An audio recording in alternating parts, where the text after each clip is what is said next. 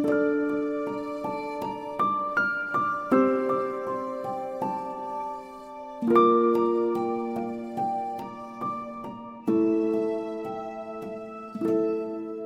हमारे सामने अपने पायजामा सेट में खड़ी थी।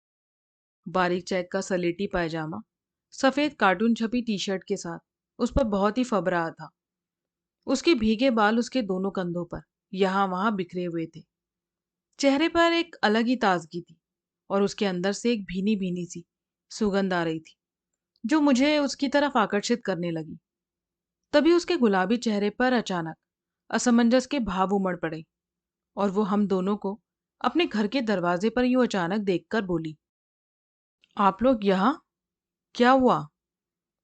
धीरेन्द्र दबी हंसी के साथ बोला, अरे घबराओ नहीं, दरअसल मेरे पास तुम्हारा नंबर नहीं है और मेरा मतलब है हम दोनों को तुमसे कुछ बात करनी है। अच्छा, कोई घबराने वाली बात तो नहीं? उसने उलझन भरे भावों के साथ पूछा। नहीं नहीं, ऐसी कोई बात नहीं।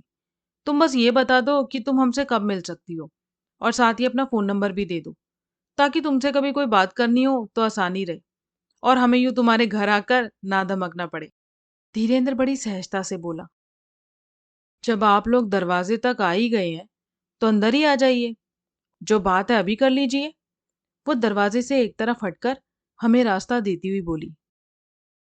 मैं धीरेन्द्र से एक कदम पीछे खड़ा था।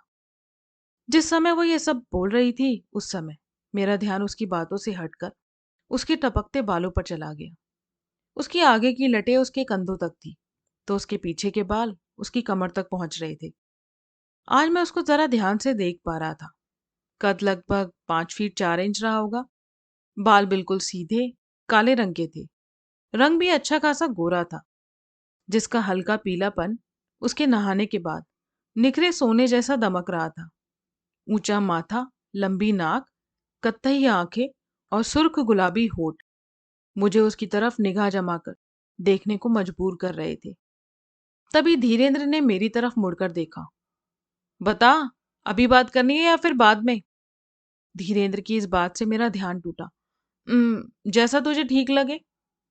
अच्छा, इतना कहकर धीरेन्द्र ने गर्दन फिर से नेहा की तरफ घुमा ली। देखो, हमें तो कोई दिक्कत नहीं, मगर कहीं ऐसा तो नहीं कि तुम्हारी बिल्डिंग में पुरुष दोस्तों को बुलाने की इजाजत ना हो। मैं नहीं चाहता कि तुम्हें हमारी वजह से कोई दिक्कत हो।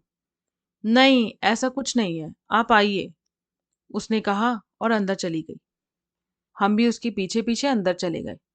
अंदर पहुंचकर हम दोनों फर्श पर लगे गद्दों पर अलती पलती मारकर बैठ गए। कहने को उस कमरे में ऊपर बैठने का कोई इंतजाम नहीं था, मगर फिर भी वो कमरा काफी सुकूनदेह लग रहा था। कमरे में एक एक चीज बड़े तरीके से लगी हुई थी। एक तरफ एक लकड़ी की शेल्फ खड़ी थी जो कुछ किताबों से भरी थी और उसके साथ ही एक स्टडी टेबल का भी इंतजाम था जिस पर कुछ पहले से खुली हुई किताबें पड़ी थी जो यह दर्शा रही थी कि कोई उन्हें बीच में पढ़ते हुए छोड़ गया है। जब मैं अपनी चोर नजरों से उस कमरे का निरीक्षण कर रहा था तो मेरा ध्यान अचानक ही इस बात पर गया कि उसने बाहर का दरवाजा बिल्कुल खुला छोड़ा हुआ था, जो मेरे हिसाब से बिल्कुल ठीक बात थी। तभी नेहा एक पानी की बोतल और 2 ग्लास हाथ में लिए रसोई से बाहर आई। अरे यूं बेवजह परेशान ना हो, हम लोग नाश्ता करके ही आए हैं। क्यों आकाश? धीरेन्द्र ने मेरी तरफ देखकर कहा। आ, हाँ ठीक बोल रहा है, मैंने हड़बड़ाकर जवाब दिया। अब बताइए, क्या बात करनी थी? वो सामने वाले गद्दे पर बैठती हुई बोली। बोल आकाश, धीरेन्द्र ने हल्की सी थपक के साथ मेरी जांग पर हाथ रखते हुए कहा। तू ही पूछ, मैंने धीरेन्द्र को इशारे में आंखें दिखाते हुए कहा। धीरेन्द्र ने बोलना शुरू किया। नेहा, एक बात बताओ, तुम्हारे यहाँ दिल्ली में कोई और भी रहता है? मेरा मतलब है कोई रिश्तेदार वगैरह? नहीं तो। क्यों, क्या हुआ? वो बोतल से पानी का घूंट अपने गले में डालती हुई बोली। अच्छा, तो देखो, एक बात मैं तुमसे बिल्कुल साफ साफ पूछता हूँ। शायद ये बात मुझे नहीं पूछनी चाहिए, पर काफी समय से जो कुछ तुम्हारे साथ हो रहा है उसे देखकर हम मजबूर हो गए हैं कि हम यहाँ आए और तुमसे इस बारे में बात करें। धीरेन्द्र अपनी बात के लिए थोड़ी भूमिका बनाता हुआ बोला। हम समझ नहीं पा रहे हैं कि आप क्या कहना चाह रहे हैं। वो उलझन भरे भावों के साथ बोली।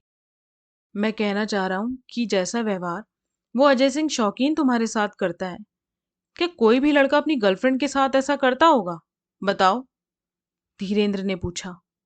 इस बात को सुनकर उसका अब तक मुस्कुराता हुआ चेहरा अचानक मुरझा गया और उसने मायूसी में नजरें फर्श की तरफ झुका ली। नेहा, चुप रहने से समस्याएं हल नहीं होती, तो इस बात का जवाब दो। क्या तुम्हें लगता है कि तुम्हें उसके साथ कोई रिश्ता रखना चाहिए? वो तब भी नहीं बोली। हम जानते हैं कि ये तुम्हारा निजी मामला है। मैंने देखा था उस दिन कि किस तरह उसने भरी पार्टी में तुम्हारे बाल खींचे थे। दरअसल उस दिन फेस्ट वाले दिन तुम्हारे जाने के बाद मुझे धीरेन्द्र ने बताया कि वो शौकीन अक्सर ऐसी वहशियाना हरकतें करता रहता है। हम बस इतना चाहते हैं कि अगर ये सब कुछ तुम्हें किसी मजबूरी में सहना पड़ रहा है और तुम सच में उसके साथ बनाए गए इस रिश्ते से बाहर आना चाहती हो, मगर सिर्फ उसके डर के मारे ऐसा नहीं कर पा रही, तो तुम हमें बताओ। फिर ये हमारा काम है कि हम उस गधे से, सॉरी, मेरा मतलब है उससे तुम्हारा पीछा कैसे छुड़वाते हैं। और रही बात हमारी हमदर्दी की, तो वो बस इतनी है कि हमें ये लगता है कि तुम लखनऊ से इतनी दूर यहाँ पढ़ने आई हो और कोई जानवर तुम्हें सिर्फ इसलिए सता रहा है कि तुम यहाँ बिल्कुल अकेली हो, तो ऐसा नहीं है। सच कहूं तो तुम्हारी ये हालत देखकर हमें भी तुम पर तरस आ गया, बस इसलिए तुम्हारी मदद करना चाहते हैं। मेरा इतना लंबा भाषण सुनने के बाद भी वो चुप रही। तब धीरेन्द्र ने कहा, कोई बात नहीं, अगर तुम हमारे साथ इस बारे में कोई बात नहीं करना चाहती तो हम चले जाते हैं। और इतना कहकर धीरेन्द्र उठकर खड़ा हो गया। धीरेन्द्र के साथ मैं भी खड़ा हो गया और हम बाहर के दरवाजे की ओर बढ़ने लगे। तब वो पीछे से बोली, अपना नंबर तो दे जाते, क्या पता जरूरत पड़ जाए। उसकी ये बात सुनकर हम दोनों ने पलट कर देखा तो वो उस समय स्टडी टेबल से एक रजिस्टर उठा रही थी। अगले पल वो हमारे सामने एक पेन और रजिस्टर लेकर खड़ी हो गई। बोलो, उसने धीरेन्द्र से कहा। धीरेन्द्र ने अपना नंबर लिखवा दिया।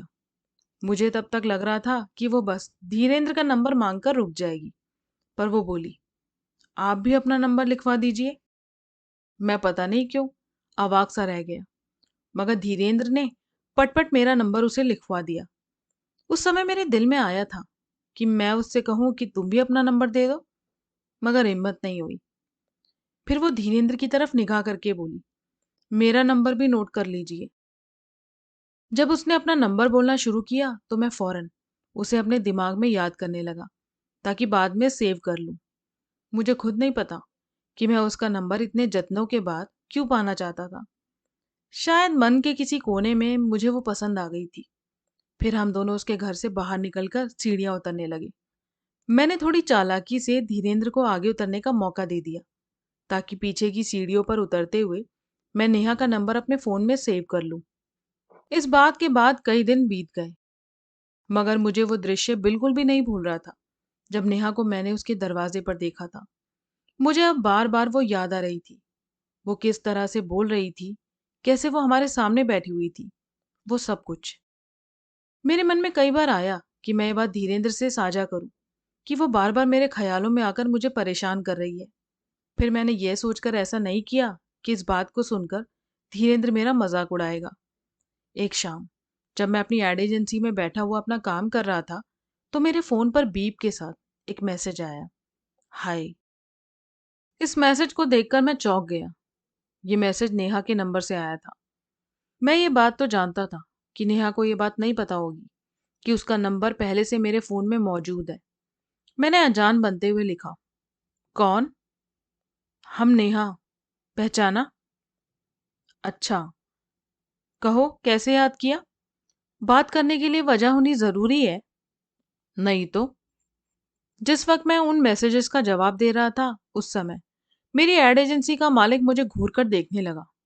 मैंने मन ही मन सोचा कि अगर मैंने कुछ और देर फोन हाथ में पकड़े रखा तो ये आज जरूर मेरा हिसाब करके मेरे हाथ में पकड़ा देगा, जो मैं किसी कीमत पर होने नहीं दे सकता था। सो मैंने फटाफट एक मैसेज लिखा, रुको। मजबूरन मैंने अपने नोकिया 3310 को वाइब्रेशन मोड पर डालकर एक तरफ रख दिया। काम करते हुए मुझे एहसास हो रहा था कि मेरे इस मैसेज के बाद भी फोन कई और बार वाइब्रेट हुआ था और मेरे मोबाइल की छोटी सी स्क्रीन कई बार हरी हुई थी, यानी नेहा की तरफ से और मैसेज आ रहे थे। मेरे मन में बहुत बेचैनी हुई कि मैं सब कुछ छोड़कर उन मैसेजेस को देख लूं, पर एजेंसी मालिक की कटाक्ष भरी नजरों के आगे मेरी हिम्मत नहीं हुई। अब मैं बस 9:30 बजने का इंतजार कर रहा था। एजेंसी से बाहर निकलते ही मैंने फटाफट फोन देखा, जिसके इनबॉक्स में 3 मैसेज पड़े थे। क्या हुआ? हेलो? कहाँ गायब हो? एजेंसी से मेरा घर कोई 1 किलोमीटर की दूरी पर था, जो मैं पैदल ही तय करता था। मैंने पैदल चलते हुए ही फटाफट टाइप करना शुरू किया, सॉरी। इस मैसेज को भेजने के अगले 5 मिनट तक मैंने मोबाइल हाथ में ही रखा। मुझे चलते हुए पूरे 10 मिनट बीत चुके थे और मैं बड़ी बेसब्री से जवाब का इंतजार कर रहा था। मैं मन ही मन सोचने लगा कि कहीं ऐसा तो नहीं कि 2 घंटे पहले किए गए उसके मैसेजेस का जवाब मैंने इतनी देर बाद दिया है, तो इसलिए अब वो बात करना ही ना चाह रही हो। मैंने खुद से ही सवाल भी किया कि मैं उसके जवाब के लिए इतना उतावला क्यों हो रहा हूँ। ना तो वो मेरी कोई दोस्त है, ना कुछ और। मैं मन ही मन सोचने लगा कि कहीं ऐसा तो नहीं कि वो शौकीन के बारे में कोई बात करना चाह रही हो और मेरी तरफ से कोई रुचि ना पाकर अब जवाब ना दे रही हो। यही सोचकर मैंने एक और मैसेज टाइप किया। जवाब नहीं दे पाया था क्योंकि क्लास चल रही थी। मेरे इस मैसेज के तुरंत बाद बीप के साथ मेरा मोबाइल वाइब्रेट हुआ। मैंने इनबॉक्स खोला तो नेहा का मैसेज सबसे ऊपर दिख रहा था। मैंने मैसेज पढ़ा। इस वक्त मुझे अपनी एड एजेंसी के बारे में बताना कुछ सही नहीं लगा, तो मैंने झूठ बोलना ही सही समझा। हाँ, मैं 10th क्लास के बच्चों को ट्यूशन देता हूँ। बढ़िया, यानी तुम काफी इंटेलिजेंट हो। वो तो पता नहीं। तुम्हें ऐसा तो नहीं लग रहा कि हम यूं अचानक क्यों बात कर रहे हैं? नहीं तो, बताओ कोई काम था? अगर हाँ, तो बेझिझक कह दो। बस खुद को थोड़ा अकेला महसूस कर रहे थे तो सोचा तुमसे ही बातें की जाए। अच्छा सोचा। घर पर हो? नहीं, बस पहुंच रहा हूं। तुम लोग आए, हमारे बारे में इतना सोचा, बहुत अच्छा लगा। थैंक्स। इसकी कोई जरूरत नहीं। बाकी हमारा ऑफर अब भी खुला है। ऑफर? उधर से उसने हा हा लिखकर अपनी हंसी का इजहार किया। जवाब में मैंने भी हा हा लिख दिया। ये उस रात का मेरा आखिरी मैसेज था, जिसके बाद ना उसने कोई बात कही और ना मुझे कुछ समझ आया कि मैं आगे क्या लिखूं। वो रात मेरी पहली रातों से बिल्कुल अलग थी, थोड़ी खुशनुमा और जीवंत। उस रात मुझे अपने जीवन की कोई बेबसी याद नहीं आई। मेरे घर के पैसों की तंगी, हमारा छोटा घर, मेरी अक्सर खाली रहने वाली जेब, मेरे पापा का कर्ज, कुछ भी नहीं। उस रात मैं खुश था। अंदर ही अंदर अजीब सी गुदगुदी हो रही थी। दिल बार बार हल्का सा महसूस हो रहा था। रात को लेटे हुए मैं उन मैसेजेस को ऊपर नीचे करके बार बार पढ़ता और अंधेरे में मंद मंद मुस्काता। उस रात मैं कब मीठी नींद में सोया, मालूम नहीं।